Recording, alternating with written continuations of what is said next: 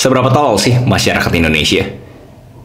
Seberapa tolol masyarakat? Ada survei yang membuktikan bahwa kita itu peringkat 44 dari 44 negara. Kalau misalkan lo mau sukses, lo harus bangun jam 5 pagi. Teori doang. Kalau misalkan lo mau sukses, lo harus bangun kebiasaan positif. Teori doang. Kalau misalkan lo mau sukses, lo harus tahu psikologi uang. Teori doang. Tolol. Jadi gue ada bahas konten di mana Indonesia itu peringkat 44 dari 44 negara secara survei most educated countries, di mana indikator-indikatornya salah satunya ada seberapa banyak orang yang masuk ke SD, SMP, SMA, dan sampai kuliah. Dan akhirnya banyak yang kagak suka sama gua. Nope, hari ini gua kagak bahas secara subjektif ke gua. Karena jujur nggak apa-apa, toh gue juga bukan siapa-siapa, bibir gue kering kan. Tapi menurut gue yang sangat menarik untuk kita bahas hari ini adalah konten edukasi. Dimana kalau misalnya kita benar-benar mau pure edukasi, jelasnya akan sangat susah, terutama di negara Indonesia ini. Karena orang ke media sosial pengennya tuh nyantai kan, pengen sesuatu yang relax, sesuatu yang mereka bisa lari. Mereka tuh kesini bukan untuk belajar, justru buat relax. Oleh karena itu jelasnya konten edukasi itu lebih sedikit peminatnya dibandingkan konten-konten hiburan pada umumnya. Dari sana, konten kreator edukasi seperti gua ini harus mencari celah pemilihan kata seperti apa yang bikin orang itu mau nonton kan ya. Tapi pemilihan kata-kata tersebut akhirnya mendistorsi orang-orang terhadap materi video tersebut juga. Dan ini pun terefleksikan dengan konten-konten membaca buku gua. Banyak orang berpikir apa fungsi baca buku ini? Dimana baca buku emang bisa bikin sukses, emang bisa bikin lu kaya, emang rekening lu berapa bang? Berani ngomong ini semua. Jadi subjektivitas itu sangat tinggi dibandingkan objektivitas terhadap materi tersebut. Belum konten kreator lainnya suka nyinyirin juga kreator-kreator edukasi.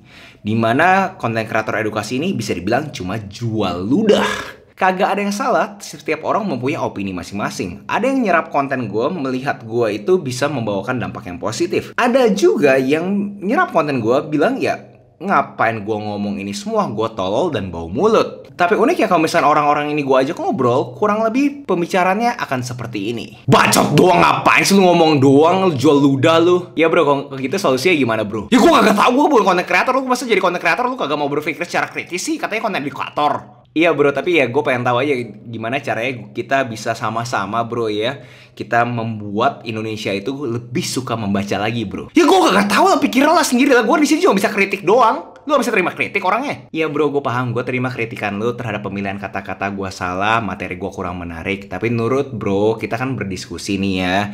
Menurut bro, apa sih yang bisa diperbagus? Lu tuh bacot doang. Lu emang ngapain sih? Lu bikin YouTube ini keren. Emang apa yang lu pernah lakuin? Bro, di channel gue ada konten pilar di mana gue ngomongin buku kultum yang gue harap sih bisa memberikan dampak positif ya. Baca buku doang emang bisa sukses. Belum tentu bisa sukses sih ya bro ya, tapi ya namanya orang kan butuh jendela dunia kan ya bro ya. Kalau kita cuma berpikir ke sekitarnya kita doang juga kurang bagus ya bro ya.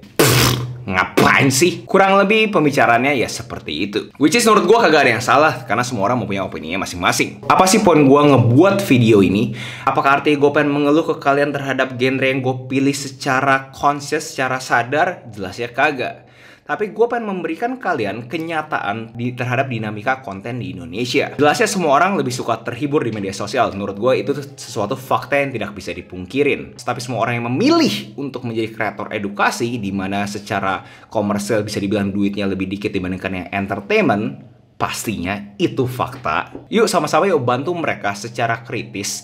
Gimana caranya mereka itu bisa meningkatkan nilai tambah ke masyarakat seperti yang mereka inginkan. Karena menurut gue kalau misalkan kita cuma bisa nyinyir doang, ya kita kagak bakal kemana-mana guys. Yang kita butuhin adalah orang yang kritis dan bisa memberikan kita solusi terhadap konten edukasi ini maunya dibawanya kemana. Gue kasih tahu deh, orang-orang Indonesia tuh mau konsumsi konten edukasi, tapi kreatornya aja bego kayak lu, tolol. Oh, gue tahu kok bro, konten gue tuh bukan paling bagus bro. Mungkin bro bisa kasih gue beberapa petunjuk untuk gimana caranya bisa bikin konten yang lebih bagus, yang bro bilang bisa memberikan dampak positif juga. Itu tugasnya lu lah, tolol. Lu kasih paling motivasi, lu kasih paling baca buku, lu kasih paling pinter. So berarti sama kayak aku ya bro ya. Bro cuma bisa ngomong aja dong. Jaga mulut lu! Apakah gue secara sadar memilih kata tolol untuk memperbesar kemungkinan gue untuk viral?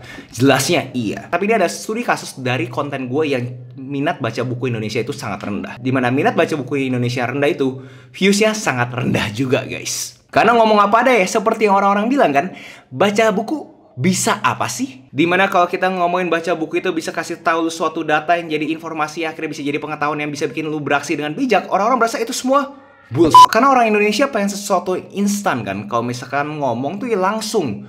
Kagak usah bertele-tele, to the point, supporting argumen A, B, C, D, F, G kagak penting. Pokoknya kasih tahu gue langsung aja bro. Tapi kalau kita tahu langsung, ya baca buku doang emang bisa sukses. Kagak mau mengaktifkan otak sistemnya dua dia seperti yang di Daniel Kahneman bilang di Thinking Fast and Slow. Buku Thinking Fast and Slow lagi ya, emang orang kaya habis baca buku itu. So dengan studi kasus terhadap pemilihan kata-kata ini, gue harapkan bisa menjadikan referensi ke kalian bahwa semua media ini mempunyai suatu agenda, yaitu gimana caranya mereka mengoptimalkan yang namanya click through rate. Dan cara yang mereka mengoptimalkannya adalah dengan pemilihan kata-kata yang bisa dibilang ekstrim. Tapi gue harapkan juga lah kayak kalian yang baca buku, jangan cuma lihat bukunya tuh dari judulnya doang. Kalian harus tahu isi materinya. Contohnya seperti apa? Contohnya ini, 4-hour work week. Apakah kalian berpikir setelah ngelihat judul buku ini, isinya tuh tentang bagaimana cara kalian bisa kerja hanya 4 jam seminggu? Kagak guys, ini adalah buku terhadap produktivitas. Gimana cara kita bisa mengoptimalkan pekerjaan kita setiap harinya dengan sangat produktif. Dan jujur gue pribadi sendiri, gue di usia dimana ya orang mau katain gue ya apa adanya lah. Tapi kenapa yang menggerakkan hati gue untuk bikin konten ini? Untuk orang-orang yang mempunyai aspirasi menjadi edu creator. Contoh gue ngeliat ada anak kecil ini yang menurut gue keren banget, tapi dia malah dikatain, dibilang talk is cheap. Kita tahu lah namanya bicara itu nggak menghasilkan apa-apa. Kita tahu guys, ada bicara, ada aksi.